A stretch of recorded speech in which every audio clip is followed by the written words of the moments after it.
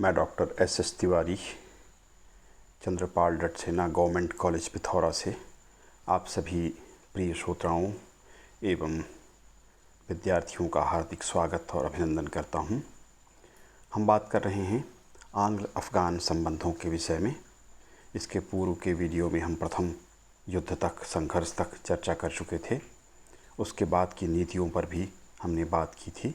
आज हम बात करेंगे द्वितीय आंग्ल अफ़गान युद्ध किस प्रकार से हुआ था, अंग्रेज़ों और अफ़गानिस्तान के बीच उसकी क्या परिस्थितियां थीं, किस प्रकार से इंग्लैंड में, ब्रिटेन में अनुदार दल की सरकार के बदलने के साथ डिज़रायली प्रधानमंत्री बना, सैलिसबरी भारत सचिव और लिटन को गवर्नर जनरल बनाया गया और उसके पश्चात किस तरह से उनकी नीतियां बदलीं। पूर्व में जो अकर्मण्यता की नीति रही थी वह किस प्रकार से अग्रगामी या आक्रामक नीति में यह नीति परिवर्तित हो गई, इसके क्या कारण थे। आंग्ल अफ़गान संबंधों में जो मोड़ आया, द्वितीय आंग्ल अफ़गान युद्ध हुआ, उसके पीछे यही अग्रगामी जो नीति थी वह जिम्मेदार थी। तो कौन कौन से कारण थे उस पर फिर विस्तार पूर्वक चर्चा करेंगे। फिर युद्ध की घटनाओं के विषय में बात होगी, कौन कौन सी प्रमुख घटनाएं घटी थीं। युद्ध के पश्चात गंडमक की संधि किस प्रकार से हुई, उसकी क्या शर्तें थीं। जैसा कि अफ़गानिस्तान की परंपरा ही थी, वहाँ की जनता स्वतंत्र प्रकृति की थी और वह विदेशी हस्तक्षेप को कतई सहन नहीं कर सकती थी। इस कारण जिस प्रकार से प्रथम आंग्ल अफ़गान युद्ध के पश्चात विद्रोह हुआ था, उसी प्रकार का विद्रोह पुनः हुआ। यद्यपि इस बार अंग्रेज पूर्व की अपेक्षा सावधान थे, किंतु फिर भी विद्रोह निश्चित रूप से हुआ। फिर लिटन की अफ़गानिस्तान की विभाजन की योजना किस प्रकार से थी, किस प्रकार से विभाजन करना चाहता था, तो यहाँ तक हम इस वीडियो में अध्ययन करेंगे। तो आइए शुरुआत करते हैं। द्वितीय आंग्ल अफ़गान युद्ध 1878 से 1880। प्रथम आंग्ल अफ़गान युद्ध में अंग्रेज़ों को जिस तरह की क्षति हुई थी, उससे ऐसा लगता था कि भविष्य में अंग्रेज सबक लेंगे इससे और अफ़गानिस्तान में हस्तक्षेप अथवा युद्ध कभी नहीं करेंगे। किंतु सभी लोग, सभी कौम इतिहास से सबक ही नहीं लेते, बल्कि उसे बदलने का प्रयास करते हैं। शासन बदलने के साथ ही अफ़गान नीति में भी परिवर्तन हुआ था। अकर्मण्यता के स्थान पर अग्रगामी नीति का अनुसरण नई सरकार के साथ प्रारंभ हुआ। प्रधानमंत्री डिज़रायली, भारत सचिव सैलिसबरी और दोनों साम्राज्यवादी थे, अग्रगामी नीति के समर्थक थे। उनके द्वारा अफ़गानिस्तान में हस्तक्षेप की नीति का समर्थन किया गया और यहाँ जो गवर्नर जनरल बनाकर लिटन को भेजा गया वह भी घोर साम्राज्यवादी व्यक्ति था, बल्कि इन दोनों से भी अधिक साम्राज्यवादी था, जिसके कारण अंततः द्वितीय आंग्ल अफ़गान युद्ध प्रारंभ हुआ था। कारणों पर विचार करेंगे। पहला कारण था ब्रिटेन में अनुदार दल का शासन। 1874 में अनुदार दल का शासन ब्रिटेन में कायम हुआ। डिज़रायली प्रधानमंत्री, सैलिसबरी भारत सचिव और लॉर्ड लिटन को भारत का गवर्नर जनरल बनाया गया। यह सभी कट्टर साम्राज्यवादी विचारधारा से संबद्ध थे और अफ़गानिस्तान में अग्रगामी नीति के समर्थक थे। वह रूस के आक्रमण को अफ़गानिस्तान में हस्तक्षेप करके वहीं प्रतिबंधित कर देना चाहते थे। इस कारण अफ़गानिस्तान के साथ संघर्ष अनिवार्य हो गया था। ये पहला कारण था। दूसरा कारण था अंग्रेज़ों को रूसी आक्रमण का भय। अंग्रेज़ों को अफ़गानिस्तान की ओर से रूसियों के विस्तार की बड़ी चिंता हो रही थी तथा उन्हें रूस के आक्रमण का भय सता रहा था। इस कारण अंग्रेज़ अफ़गानिस्तान में अपना पूर्ण नियंत्रण स्थापित करना चाहते थे ताकि रूस का आक्रमण सीधे उनके साम्राज्य के लिए कोई खतरा उत्पन्न न कर पाए। ये दूसरा कारण था। तीसरा कारण था रूस के द्वारा अफ़गानिस्तान की ओर साम्राज्य का विस्तार। रूस के द्वारा ताशकंद, बुखारा और 1873 में खीवा पर अधिकार स्थापित कर लिया गया था।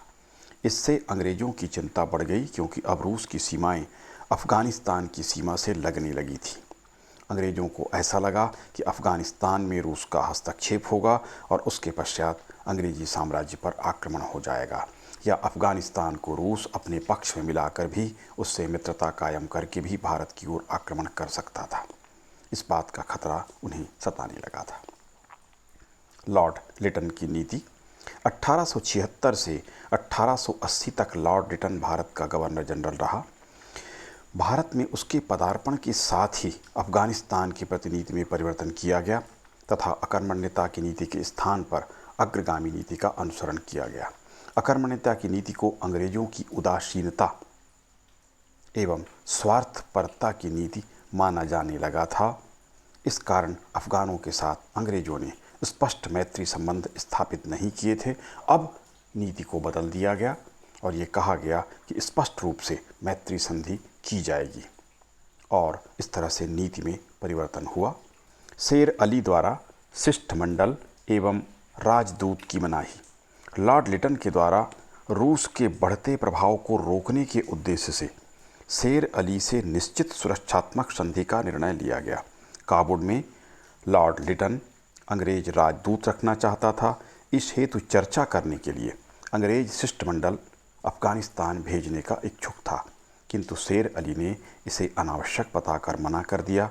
इससे अंग्रेज़ों एवं अफगानिस्तान के मध्य तनाव बढ़ गया। इस प्रकार से उसने दूत की भी मनाही की थी, क्योंकि वह इस बात से भली भांति परिचित था कि अफगानिस्तान के लोग उसे स्वीकार नहीं करेंगे और पूर्व में ऐसी दुर्घटना हो चुकी थी। प्रथम युद्ध के पूर्व इस तरह की स्थितियां, उसके बाद भी इस तरह की स्थितियां उत्पन्न हुई थी। अगला कारण था लॉर्ड लिटन के द्वारा शेर अली को चेतावनी। शेर अली अमीर था अफगानिस्तान का।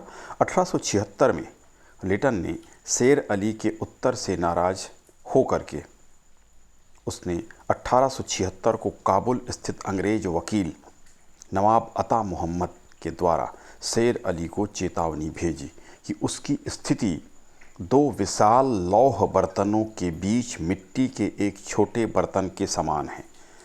यदि वह अंग्रेज़ों से मित्रता रखेगा तो उसे मिट्टी के बर्तन के चारों ओर अंग्रेज शक्ति का लौह आवरण स्थापित कर उसे सुरक्षित कर दिया जाएगा, परंतु यदि उसने अंग्रेज़ों से शत्रुता की तो उसे एक सरकंडे की भांति तोड़ा जा सकता है। इस धमकी से शेर अली अप्रसन्न हुआ। आप लोग समझ गए होंगे कि दो लौह बर्तन कहा गया, एक तरफ भारतीय साम्राज्य और दूसरी ओर रूसी साम्राज्य, और बीच में मिट्टी का बर्तन कहा गया अफ़गानिस्तान को। इनके बीच में तुम पिस जाओगे या अफ़गानिस्तान समाप्त हो जाएगा।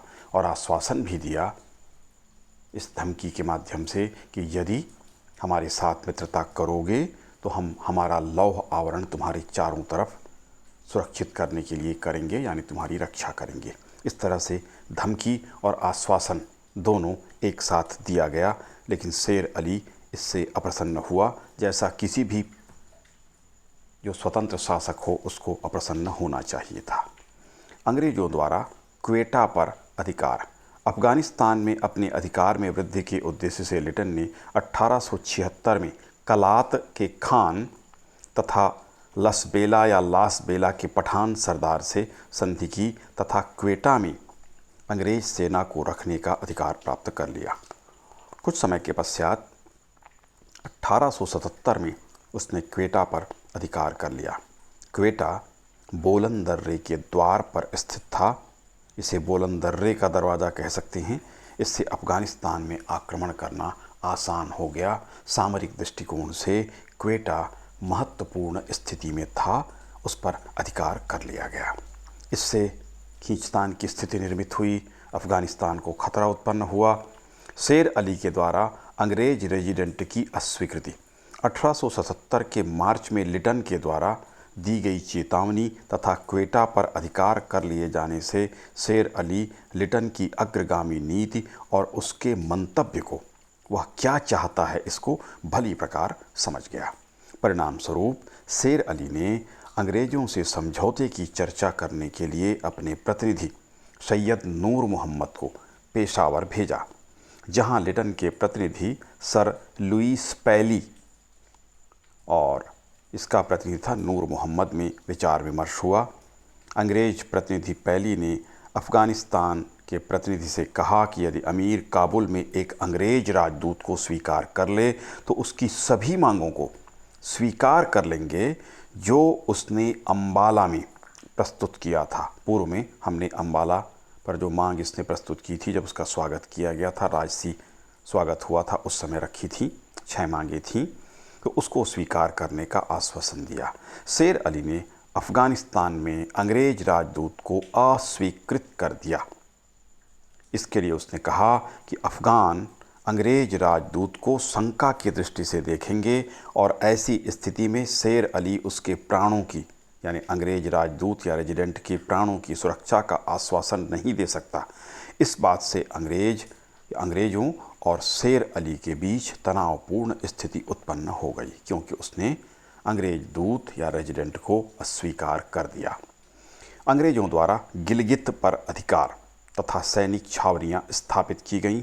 अंग्रेज़ों ने कश्मीर के नरेश से संधि करके उसके राज्य के एक प्रदेश गिलगित बाल्टिस्तान लगे हुए हैं, गिलगित पर अधिकार कर लिया और वहाँ ब्रिटिश एजेंसी स्थापित की।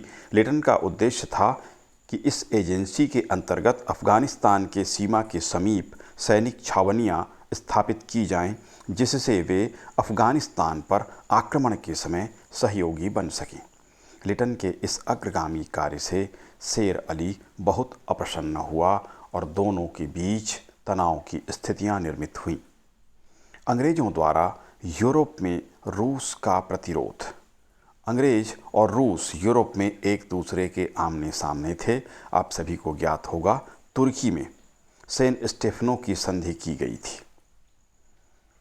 उससे जो लाभ रूस को प्राप्त हुआ था, अंग्रेज़ों को उससे बड़ी ईर्ष्या, बड़ा द्वेष था।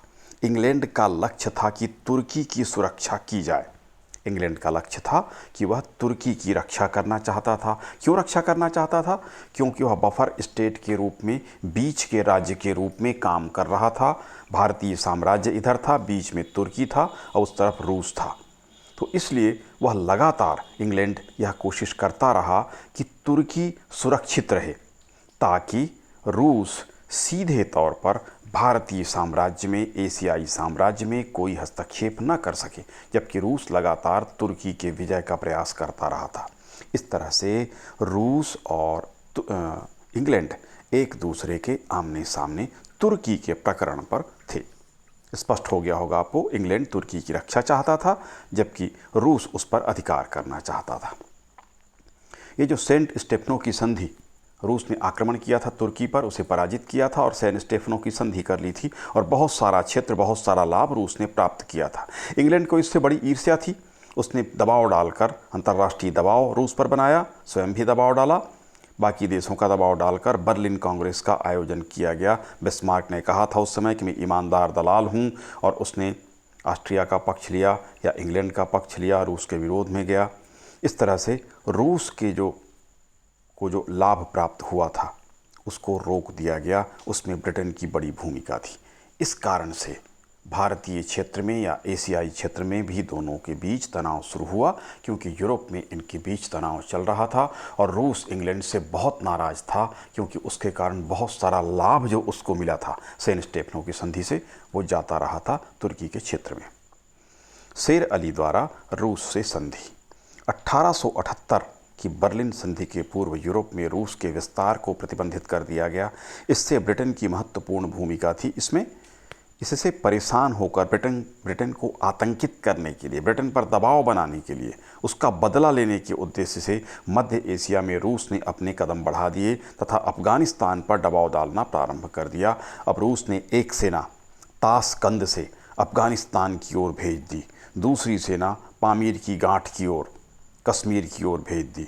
रूसी राजदूत जनरल स्टोलितोव को शेर अली के पास उसकी इच्छा के खिलाफ भेज दिया गया। परिणाम स्वरूप शेर अली और रूस में एक संधि संपन्न हुई, जिसमें यह निश्चित हुआ कि बाह्य आक्रमण के समय, बाह्य आक्रमण से अर्थ अंग्रेज़ों के आक्रमण से सीधे तौर पर था, के समय रूस अफ़गानिस्तान की सुरक्षा के लिए शेर अली की मदद करेगा, क्योंकि इस समय रूस और इंग्लैंड की दुश्मनी चल रही थी, जो हमने पहले बताया सेंट स्टेफनो की संधि के बाद तुर्की के प्रकरण पर एक दूसरे के विरोध में थे। इसलिए रूस ने इंग्लैंड से बदला लेने के लिए इस तरह से दबावपूर्ण नीति यहाँ पर अपनाया और अफ़गानिस्तान में हस्तक्षेप किया। अंग्रेज राजदूत के प्रवेश पर प्रतिबंध एवं युद्ध की घोषणा। 21 नवंबर 1878 को रूसी राजदूत के काबुल पहुंचने और रूस अफगान संधि से लिटन बड़ा क्रोधित हुआ। उसने शेर अली के समक्ष काबुल में अंग्रेज रेजिडेंट रखने की मांग की और एक निश्चित अवधि में शेर अली से उत्तर की मांग की। इस समय भी शेर अली के पुत्र अब्दुल्ला खां का देहांत हो जाने के कारण शोक में डूबे हुए शेर अली ने समय अवधि में अंग्रेज रेजिडेंट रखने अथवा नहीं रखने का उत्तर नहीं दिया। कुछ इतिहासकार ऐसा भी मानते हैं कि जानबूझकर रूसी प्रतिनिधि के सुझाव पर उसने देरी की ताकि इंग्लैंड की नीति का पता चल सके। जो उत्तर दिया गया वह देरी से लिटन को प्राप्त हुआ। इस बीच रूसी राजदूत काबुल से वापस चला गया था। लिटन ने शोकाकुल शेर अली की दुखद स्थिति और रूसी राजदूत की वापसी की ओर जानबूझकर कोई ध्यान नहीं दिया तथा चैम्बरलेन को अंग्रेज राजदूत बनाकर तानाशाही के साथ काबुल भेज दिया, परंतु उसे खैबर दर्रे के समीप अली मस्जिद के अफगान किलेदार ने आगे बढ़ने से रोक दिया। इस पर लिटन ने 2 नवंबर 1878 को शेर अली से अंग्रेज राजदूत को न रखने तथा उसके प्रवेश को प्रतिबंधित करने के लिए अंग्रेज़ों से क्षमा मांगने और 20 नवंबर तक इन शर्तों को पूरा करने का अल्टीमेटम दिया, चेतावनी दे दी। शेर अली का उत्तर पुनः समय अवधि में प्राप्त न होने पर लिटन ने अफ़गानिस्तान के विरुद्ध 21 नवंबर 1878 को युद्ध की घोषणा कर दी। यद्यपि अमीर का उत्तर 30 नवंबर को लिटन को प्राप्त हुआ, जिसमें लिखा गया था कि अंग्रेज राजदूत को रखने के लिए शेर अली सहमत हो गया है, तैयार है। यद्यपि उसने क्षमा नहीं मांगी थी, जो कि लिटन की 2 बड़ी और प्रमुख मांगें थीं। एक तो वह क्षमा मांग ले और दूसरे ये कि अंग्रेज राजदूत या रेजिडेंट को अपने यहाँ रखने के लिए सहमति दे। सहमति उसने दी देर से। 20 नवंबर के स्थान पर 30 नवंबर को यह सूचना उसके तक पहुंची। लिटन अगर चाहता तो युद्ध रोक सकता था, लेकिन वह युद्ध करने को प्रतिबद्ध था। युद्ध की घटनाएं। युद्ध की घोषणा के पश्चात अफ़गानिस्तान पर 3 ओर से आक्रमण हुआ। एक सेना ने सैमुअल ब्राउन के नेतृत्व में खैबर दर्रे से आक्रमण किया, जिसने जलालाबाद पर अधिकार कर लिया। दूसरी सेना जनरल रॉबर्ट्स के नेतृत्व में खुर्रम घाटी की ओर से भेजी गई, जिसने पेरी बन दर्रे पर अधिकार कर लिया। और तीसरी सेना जनरल स्टुअर्ट के नेतृत्व में क्वेटा के मार्ग से आगे बढ़ी, जो बोलन दर्रे की ओर से भेजी गई थी। इस सेना ने कंधार को अधिकृत कर लिया। शेर अली ने रूस से सहायता की मांग की, लेकिन रूस ने कोई सहायता प्रदान नहीं की, क्योंकि अब रूस का समझौता यूरोप में इंग्लैंड के साथ हो चुका था। इसलिए यदि वह यहाँ सैनिक सहायता देता तो उस संधि का, उस समझौते का उल्लंघन हो जाता। पहले जब उसने वचन दिया था अफ़गानिस्तान को, उस समय तनाव की स्थिति थी ब्रिटेन के साथ रूस की, इसलिए ये वचन दिया गया था। रूसियों ने कोई मदद नहीं दी। शेर अली काबुल छोड़कर रूसी तुर्किस्तान चला गया, जहाँ 21 फरवरी 1879 को उसका देहांत हुआ। इस प्रकार से वह परास्त हुआ और अंततः मृत्यु को प्राप्त हुआ। इन परिस्थितियों में गंडमक नाम की जगह पर संधि हुई। 26 मई 1879 को शेर अली के अफ़गानिस्तान छोड़ देने के पश्चात उसके ज्येष्ठ पुत्र याकूब खान को काबुल का अमीर, अफ़गानिस्तान का अमीर बनाया गया। उसने अंग्रेज़ों के साथ गंडमक की संधि की, जिसकी शर्तें इस प्रकार थीं। याकूब खान को अफ़गानिस्तान का शासक स्वीकार किया गया। याकूब खान ने काबुल में अंग्रेज रेजिडेंट रखना स्वीकार कर लिया। याकूब खान के द्वारा हेरात तथा अन्य स्थानों पर भी अंग्रेज एजेंट स्वीकार कर लिया गया। याकूब खान इस हेतु वचनबद्ध हुआ कि वह विदेश नीति का संचालन अंग्रेज़ों के परामर्श से करेगा, यानी विदेश नीति अंग्रेज़ों के हाथ चली गई अफ़गानिस्तान की। खैबर का दर्रा, खुर्रम घाटी तथा बोलन दर्रे के समीप पिसीन और सीबी या सोबी के ज़िले अंग्रेज़ों को प्रदान किए गए। अमीर को अंग्रेज़ों ने 6 लाख रुपए वार्षिक प्रदाय करने का वचन दिया। विदेशी आक्रमण के समय अफ़गानिस्तान की सुरक्षा का वचन अंग्रेज़ों के द्वारा प्रदान किया गया।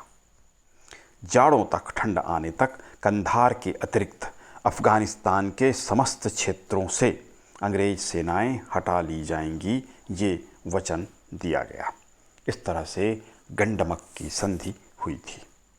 जैसा कि पहले भी हमने देखा था, प्रथम अफ़गान युद्ध के बाद जब अंग्रेज़ों का अधिकार वहाँ पर अफ़गानिस्तान में कायम हुआ था, अफ़गान जनता ने विद्रोह किया। ठीक वही स्थिति इस बार भी उत्पन्न हुई। यद्यपि इस समय अंग्रेज़ पूर्व की अपेक्षा अधिक तैयार थे। इस संधि के पश्चात कुछ समय तक शांति बनी रही। कवागनरी ने राजदूत का पद संभाल लिया, परंतु अफ़गानों में असंतोष व्याप्त था। अफ़गानों ने याकूब खान से घृणा करनी शुरू कर दी थी, क्योंकि उसने अंग्रेज़ों के साथ संधि की थी या उसके समक्ष समर्पण किया था। 3 सितंबर 1879 को काबुल में विद्रोह हो गया। कावागनरी उसी दिन साथियों सहित मार दिया गया, जैसा कि पूर्व में भी बर्न्स के साथ हुआ था। किंतु इस बार अंग्रेज़ों ने विद्रोह को दबाने में शीघ्र कदम उठाए तथा विद्रोह दबा दिया गया। काबुल और कंधार पर पुनः अधिकार कर लिया गया। याकूब खान ने अंग्रेज़ों के पास शरण ली और इस तरह अफ़गानिस्तान अंग्रेज़ों के हाथों में चला गया। अफ़गानों ने याकूब खान के पुत्र मोहम्मद जान को अमीर घोषित करके एक बार फिर से राज्य पर अधिकार करने का प्रयास किया, परंतु वे असफल हुए। याकूब खान अपने संपूर्ण अधिकारों का त्याग कर चुका था, किया उसने, और उसे भारत भेज दिया गया। इस समय लिटन के अफ़गानिस्तान के विभाजन की योजना थी। लिटन अफ़गानिस्तान को 3 भागों में विभक्त करने का इच्छुक था। काबुल, कंधार और हेरात 3 क्षेत्रों में बांटना चाहता था, ताकि उनकी शक्ति कमज़ोर हो जाए।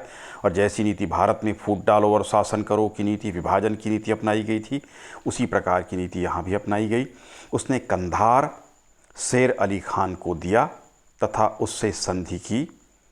उसे स्वतंत्र शासक स्वीकार किया गया। आवश्यकता पड़ने पर सैनिक सहायता देने का वचन दिया गया। लिटन ने काबुल का प्रांत दोस्त मोहम्मद के ज्येष्ठ पुत्र अफजल खान के पुत्र अब्दुर्रहमान को देना चाहा। अब्दुर्रहमान, जो अभी रूस के संरक्षण में था, वहाँ से भागकर अफ़गानिस्तान की सीमा पर पहुँच गया और शीघ्र ही काबुल पर अधिकार कर लिया। लिटन ने उससे संधि की, चर्चा प्रारंभ की। इसी बीच में शेर अली का एक पुत्र अयूब खान ने हेरात पर अपना अधिकार कर लिया। इस प्रकार अफ़गानिस्तान 3 राज्यों में विभक्त हो गया। पहला था काबुल में अब्दुर्रहमान, कंधार में शेर अली, ये शेर अली दूसरा था, और हेरात में अयूब खान।